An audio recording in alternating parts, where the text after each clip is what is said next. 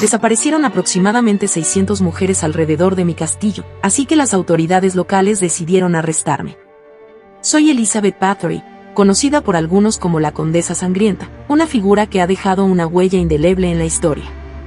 Nací el 7 de agosto de 1560, en la noble familia Bathory, en el Reino de Hungría. Desde temprana edad, mi vida estuvo destinada a ser una de privilegio y poder. La educación que recibí fue amplia y rigurosa. Aprendí varios idiomas, literatura, matemáticas y música. Pero también fui testigo de la crueldad y la violencia en mi hogar noble, donde las represiones y las luchas de poder eran moneda corriente. Mi vida dio un giro drástico cuando, a los 15 años, me casé con Ferenc Nadasdy, un valiente guerrero conocido como el Caballero Negro de Hungría. Durante su ausencia en las guerras, asumí la responsabilidad de administrar nuestras vastas propiedades y defender nuestro territorio. Fue entonces cuando las sombras de mi reputación comenzaron a extenderse. En el aislamiento de nuestro majestuoso castillo, donde la belleza y la decadencia se entrelazaban, caí en las garras de una obsesión que oscurecería mi nombre para siempre. Desde temprana edad, me habían inculcado la importancia de la belleza y el poder en nuestra nobleza. Pero mi deseo de preservar mi juventud y mi belleza era insaciable, una ambición que me llevaría por un camino insondablemente oscuro. A medida que mi obsesión por la belleza y la juventud eterna crecía, mi castillo se convirtió en una trampa mortal para las jóvenes doncellas que caían en mis garras. Para cumplir con mi obsesión, comencé a rodearme de un séquito de sirvientes y doncellas jóvenes, atrayéndolas a mi servicio con promesas de empleo y comodidades. Mi posición de nobleza y mi riqueza me permitieron seleccionar a jóvenes de familias campesinas cercanas que no podían resistirse a la oportunidad de servir en la corte de una condesa poderosa. Una vez que ingresaban en las majestuosas puertas de la fortaleza, sus vidas quedaban atrapadas en un sombrío abismo del que no podían escapar. Las doncellas eran recibidas con promesas de empleo y comodidades, pero pronto se daban cuenta de que habían entrado en un reino de pesadilla. Las puertas del castillo se cerraban tras ellas, y el mundo exterior quedaba lejos y fuera de su alcance. Eran prisioneras de mi voluntad retorcida y de mis ansias de juventud eterna. Para asegurarme de que no pudieran escapar ni revelar los horrores que presenciaban, las sometía a un control estricto. Eran vigiladas de cerca en todo momento por mis leales sirvientes, quienes compartían mi obsesión y estaban dispuestos a cometer actos atroces en mi nombre. Cualquier intento de resistencia era castigado con brutalidad, y la esperanza de liberación se desvanecía rápidamente. Con el tiempo, esta corte de jóvenes doncellas se convirtió en una prisión de la que ninguna podía escapar. Una vez en mi castillo, se encontraban aisladas del mundo exterior y sujetas a mi voluntad. Eran vigiladas de cerca y sometidas a un control estricto para garantizar que no pudieran huir ni revelar los horrores que presenciaban.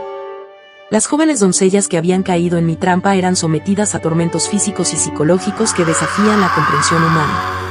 Mi obsesión me llevó a creer que la sangre de estas jóvenes vírgenes tenía el poder de preservar mi juventud, y estaba dispuesta a cualquier cosa para obtenerla. Las torturas a las que eran sometidas eran inenarrables. Utilizaba métodos de sufrimiento que habían sido perfeccionados a lo largo del tiempo, algunos de los cuales me habían sido transmitidos por mis leales sirvientes. La carne de estas jóvenes era lacerada, sus cuerpos azotados y quemados, y sus mentes destrozadas con crueldad psicológica. Sus gritos de agonía resonaban en las frías paredes de mi castillo, pero en ese lugar oscuro y aislado, nadie podía escuchar sus lamentos ni acudir en su ayuda. Mis crímenes se volvieron un ritual macabro, un descenso a las profundidades de la depravación humana. Las jóvenes víctimas eran marcadas para siempre por el horror que sufrían a mis manos.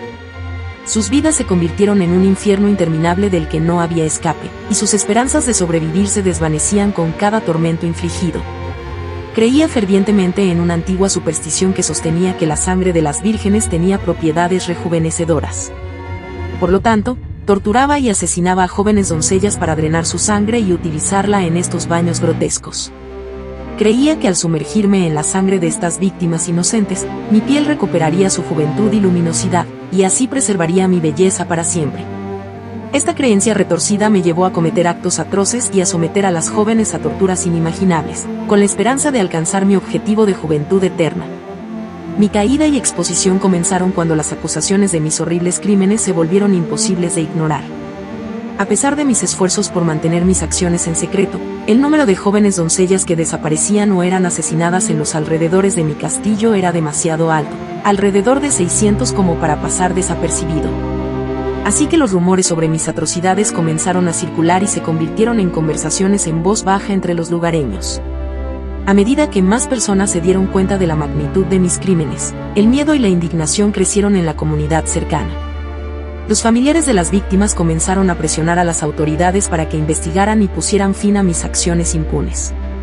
Finalmente, las autoridades locales no pudieron ignorar las acusaciones y los testimonios que circulaban en contra mía. Se inició una investigación oficial, y las pruebas y testigos de mis crímenes se acumularon rápidamente. Los testimonios de los sobrevivientes y los indicios de tortura y asesinato en mi castillo eran abrumadores. Mi castillo, una vez un lugar de poder y lujo, se convirtió en el epicentro de una pesquisa macabra.